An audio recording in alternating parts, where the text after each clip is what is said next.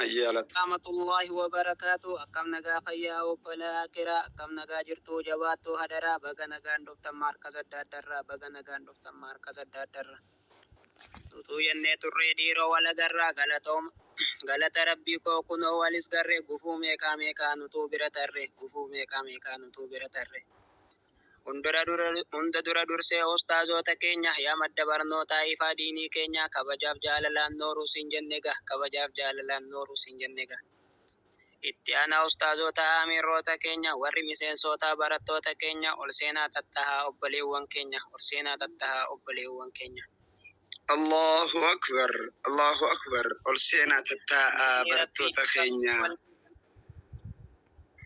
kan diinii rabbiitiif asitti wal geessan dubbadhaa taphadhaa yoonif na dhageessan foon hundaatu jira waan barbaadan irraa tokko qofa ta'ee wa isin dabbara waa meeqaatu jira nurratti hin dhiisinaa qorirraa nuuf bitaa dhugaatirraa feenaan waan feetan hin bitaa dhugaatirraa feenaan waan feetan hin bitaa.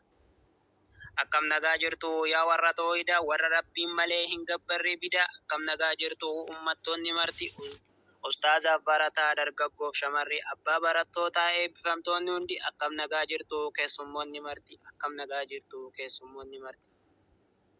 Warri lixa biiftuu warri gara bahaa warri kaabaaf kibba akkam nagaa jirtu jirra jedhaa kaa jirra jedhaa kaa jiraachuun bareeda quraana qaraatee halkan gadi ciiftee ganama bariinis isa lafaa fuutee jiruu kana jirraa jiruudhama qabdu lubbuun teessan hundi diin rabbii qabaannaan waan feete haa dhabdu lubbuun teessan hundi diin rabbii qabaannaan waan feete haa dhabdu. Jirra jedhaa kaa jiraachuun bareeda quraana qaraatee halkan gadi jiiftee ganamni bariinaan isa lafaa fuutee jiruu kana jirraa jiruudhama qabdu lubbuun teessan hundi diin rabbii qabaannaan waan feete haa dhabdu lubbuun teessan hundi diin rabbii qabaannaan waan feete haa dhabdu. Lammiin koo hundinuu ilmaan biyyaa hundi ilmaan Oromiyaa dhaloonni diiniidha wabiin saba biyyaa barataaf barsiisaan baga gammaddanii baga har'a geessan. Baga gammaddanii baga har'a geessan warri barakaan san as keessaa barattan quraana buuftanii baga gammaddanii. Ittiin saa ga'uu mee bakka yaaddanii as boodan deesinaa eegas geessanii eenyutu as ga'a osoo hin baratinii quraana buuftanii baga gammaddanii. الله أكبر الله أكبر Ustaazota kiyyaa takka na dhageessa du'aayinaa godhiif akka galma gayan akka baratanii bakka teessan bu'an. Barataaf barattuun qaceelloo baradhaa waan isin hin galin ustaaza gaafadhaa ustaaza keessaniif iddoo guddoo laadhaa qaalii amiirrootaa irraa naa fudhadhaa. Ustaaza kiyyallee barbaayyeen jaaladhaa eega obboleewwan koo baga gammaddanii kan cinqamaa turtan guyyaa fi halkanii alhamdulillaahi kunootti geessanii. Eega obboleewwan koo cimsaa tattaafadhaa rakkoo isin mudatuuf obsa dabarfadhaa haadha moomintoota kadiyyaa fi aashaa fakkeenya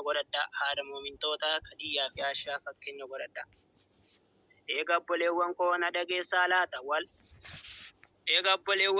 dhageessaa laata wallaalaan yoo duutee akkamuma taata asirrattis rakkoo akirattis rakkoo guyyaa tokko dhufaa guyyaa kan hammaatu kan namuu ifumaaf waan dalage nyaatu akka asirratti naakutiin hin taatu fittiin lallaafinii osoo laaltee gartuu guyyaa tokko du'uu lubbuun kee hin ooltu.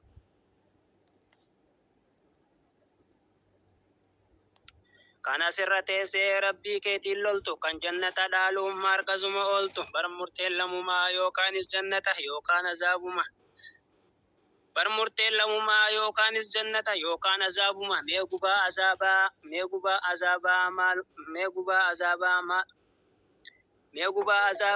gubaa azaabaa maalumaat danda'a amata kum shantam barkeessa si dhaaba yaa obboleewwan keenya jabaadhaa baradhaa waan ustaazni jee qalbiidhaan fudhadhaa janaa dhiisaa humaas hin fayyadu irra caalaan hojii quraana qaraatee rabbii kee abbadu. Dubartii jechuunis tan Rabbi sodaatu, tan qaama isiitis sattartee dho'ifattu, tanarra dho'ifattee borutti hin milkooftu, tanarra Allahu dho'ifattee akbar. Allahu Kana akbar. galatooma anillee maqaa kiyya Aliyyaa Ibrahim asumatti isinirraa dhaaba jazakumullahu. Allahu akbar. Allahu akbar. Mashallah. Mashallah.